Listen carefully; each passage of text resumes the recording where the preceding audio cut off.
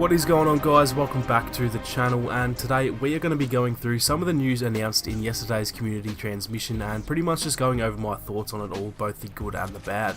Before we get started, apologies for my voice in this video. I am a little bit under the weather at the moment, so it might sound a little bit unenthusiastic, but I will try and keep it short and sweet. Now, because of that, I'm actually not going to go through every single detail. What I will do for those of you who haven't seen the CT yet is I'm going to leave a link up in the top right to a good friend of mine, the Twisted Jedi's video. He went through the whole CT in detail, so if you're after all the specifics, then go and check that one out, as I'll just briefly touch on everything and give my thoughts rather than getting into too much depth. So, getting straight into it, the first things that are mentioned in the CT are the addition of the capital ship interiors into Heroes vs Villains, which is definitely going to be a nice addition because more playable maps are always welcome, especially since these are very well designed. Now, despite this being a really nice addition, at the end of the day this isn't really new content, so I can't give too much praise for this, so it's not something that I'm super excited about, but like I said, it is a nice addition and I really can't complain with more playable HVV maps. Next up, they talked about a few changes coming to Capital Supremacy. The first thing is some changes to the interiors of the capital ships in terms of the way they play, as well as some design changes as well. From August onwards, they are actually going to be replacing the first two objectives with command posts that need to be captured, and then changing the final two objectives to destroyable objectives, similar to those in the last phase of Crate, I assume, in which you have to actually damage them and then destroy them rather than planting the bomb. On top of that, they are finally going to be adding the ability to spawn on command posts, which is a really nice addition. I actually touched on that in a video a while back, and it's definitely good to see that they're finally adding this system into the game mode, and I think that will make a very nice change to the mode overall.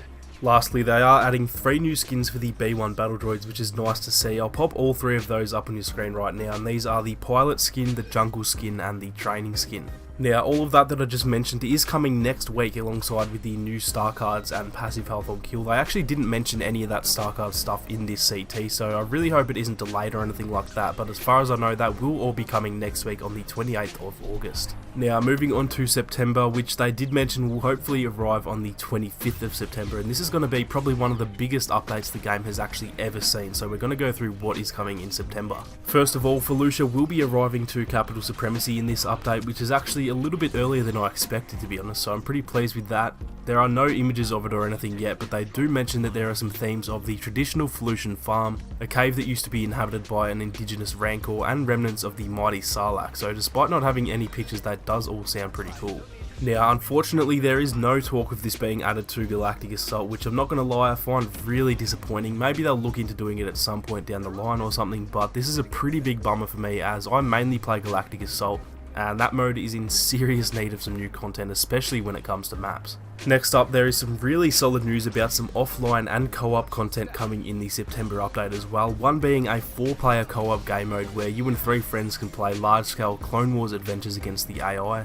And then they are also adding a completely offline game mode called Instant Action, which might ring a bell for any of you old Battlefront 2 players, and this is going to be another large-scale mode where you can play completely by yourself without any need for an internet connection, which is great news for any solo players out there. Now, the best part about this content is that they are actually adding AI heroes and villains into these modes, which is a pretty massive addition. Honestly, that's going to be so much fun for any of you out there who maybe can't play online or something and you've never really had a chance to face off against other heroes and villains. So that is definitely a really nice addition to these modes, as well as reinforcements and vehicles for the AI as well. Again, I'm not going to go into too much detail on the offline and co-op mode, so if you do want to hear more, then make sure to check out Twisted's video like I mentioned earlier. Personally, I'm a multiplayer kind of guy, so these aren't really super exciting for me in terms of being able to play them, but with that being said, these are really solid additions to the game, and they are going to make a whole lot of people very happy. Now, moving on to probably the biggest news of the whole CT, and this is that we are going to be getting Chlorin Commandos in the September update as well, which is probably one of the most requested additions to the game for quite a while now. I'm going to try and show some GIFs on screen for you guys, although GIFs sometimes don't tend to work, so apologies if they aren't there, but these commandos look really nice and I think they are going to be a whole lot of fun to play as. They have some nice abilities. The left ability is going to be an anti-armor attachment where they actually attach a grenade launcher to their blaster, and these deal a whole lot of damage to enemy vehicles and shields. The middle ability is going to be called Repulsor Blast, and this one kind of sounds like it's going to be like Luke's Repulse ability in a way, knocking enemies down and disorienting nearby enemies, so I'm keen to see how this one plays out. The right ability is going to be called Battle Focus, and this one says activates a damage protection aura for the commando and nearby allies. Additionally, any damage the commando deals to enemies replenishes his base health. So their abilities sound pretty interesting, they look amazing as is expected with this game's graphics, and overall I am really hyped to play as these guys when they come out next month. Now lastly for September, and this is both a small edition yet also a pretty massive edition, and this is a Luke Skywalker skin from A New Hope coming via another community challenge similar to Leia's A New Hope appearance. I think it's relatively safe to assume that this will probably be his Farm Boy Luke skin, which is probably the most requested skin ever for this game, or it could be maybe his ceremony skin or even a pilot skin, so I'm not 100% sure yet, but any of those would be great. Especially the Farm Boy one, as that's easily the skin that I want added to the game the most. So just to recap the September update, which drops about 5 weeks from now, we are getting Felucia for Capital Supremacy, Chlorin Commandos as a reinforcement, instant action and co-op game modes with some huge AI changes and large scale battles for both offline and 4-player co-op, and a Luke skin as well. So as you can see, September is going to be a very hefty update, and hopefully they can throw in some bug fixes too, because we all know how much we need some more fixes. Now that is it for both August and September. As for the rest of the year, they mention new reinforcements, new appearances, error selection in the menus, and the Rise of Skywalker content at the end of the year as well. Now for the Rise of Skywalker content, they actually confirmed that they will be working on a new planet and some new reinforcements as well, which is definitely pretty exciting to hear. I'm praying that the new planet is going to be available for Galactic Assault, not just the smaller game modes, and as for the reinforcements, I dare say we'll get to see Sith Troopers and maybe another for the light side as well, but we will just have to wait and see. Now they don't go into too much detail here, so there's not too much to talk about. They did also provide us with a roadmap as well, and this actually kind of adds a few questions. What you can see here is just the bottom half of the roadmap, and you can see up in the top left there that it mentions new reinforcements and reinforcement appearances, but then it also has the Rise of Skywalker tile at the bottom, which they obviously mentioned new reinforcements for that as well. Now whether that means that we're getting extra reinforcements for episode 9 plus some more reinforcements in October or November, I'm not too sure. I think they may have just laid it out funny, so I'm not getting my hopes up, but again we will just have to wait and see what happens. So that is pretty much it for the CT. As for my thoughts on it, honestly I'm kind of torn about how I feel. The content that was announced is all really good and I don't really have any complaints with it, but it's more the content that wasn't announced that leaves me a little bit disappointed.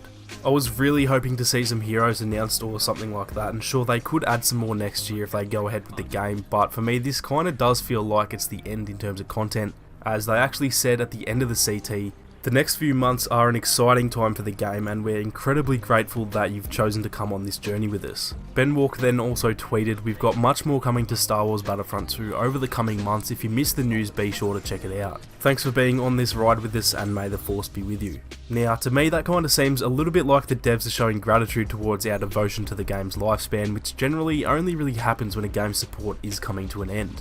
With that being said, it also says right after that in the CT, "We can't wait to experience more of Star Wars Battlefront 2 with you." And so that could also mean that there is more around the corner too. So like I said a few times already, we are just going to have to wait and see what happens in the coming months. So that is pretty much it for this video guys. Overall I'm relatively pleased with what got announced in the CT. The Commandos and some of the skins and stuff like that are all really exciting, and the episode 9 content has piqued my interest. But in saying that, I am also a little bit worried that episode 9 may be the last content we get. I really do hope I'm wrong. Despite all its flaws, I've really loved this game and love making content about it. And I really do love the community that we've built here, and so I hope 2019 doesn't mark the end for this game and that it can be supported throughout next year as well. But I guess we'll find out more in the coming months. You guys know what to do. Smash that like button, leave a comment down below with your thoughts, and let me know how you guys feel about the transmission. Thank you all so much for watching. You guys have a great day, and I will catch you all in the next one.